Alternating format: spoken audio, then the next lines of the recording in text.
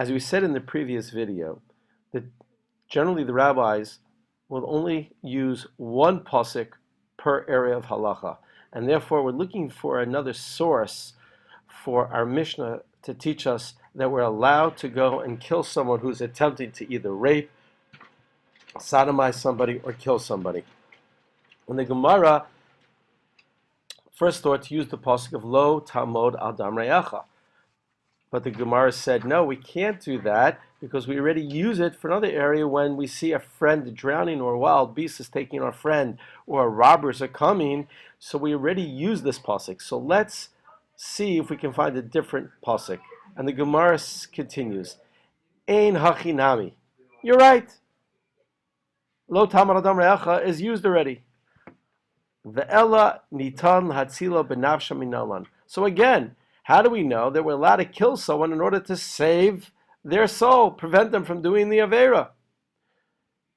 Asya bekal v'chomer, Menara Marusa. We'll learn it from a kal v'chomer, from Menara Marusa, a betrothed maiden, a young girl who's between the age, a Nara, who's between the age of 12 and 12 and a half, and she's a Marusa. Basically, she's married, except, halachically she's married, except she hasn't consummated her marriage. She hasn't done the Kedushin part, but she has done everything else, and therefore, halachically, her standing is that of a married woman. So we're going to learn how to kal v'chomer from the halacha of Menara HaMarusa.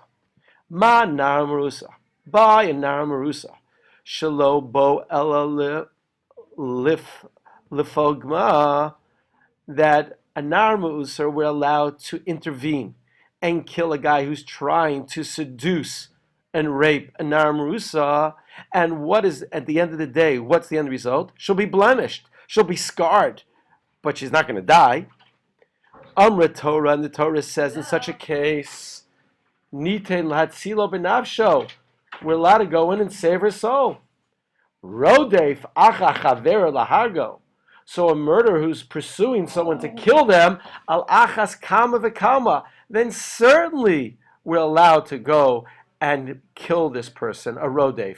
So again, by Nara Marusa, the worst case scenario is she ends up with the pagam.